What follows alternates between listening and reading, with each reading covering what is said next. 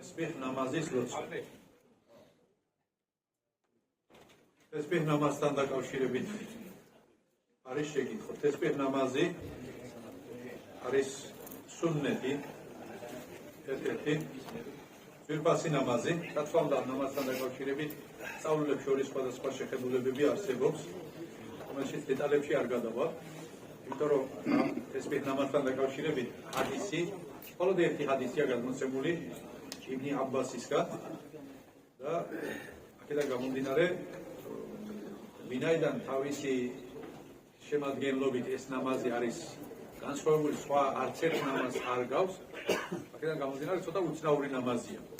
ბევრი ტესბიჰების ზიქრები არის საკითხავი, ილოცება 4 მუხლად და როგორც შრომავალი სალლალლაჰუ ალეიჰი ვასალამის ცხოვრებაში ერთხელ მაინც უნდა შეასრულოს ადამიანმა.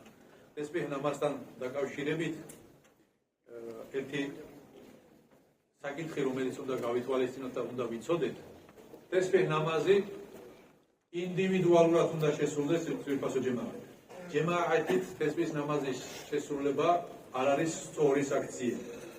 პიროვნებამ ყველამ თავისით როგორც სუნნეთებს ყველა თავისით როცულობს, ასეთნაირად ტესბიჰ ნამაზი ილოცება ინდივიდუალურად. თუ არ ვიცით ეს მიზეზი არ არის იმისა, რომ შემოვიტანოთ შერიათში რაღაც ახალი წესი, რომელიც თვითონ შერიათიდან არ არის.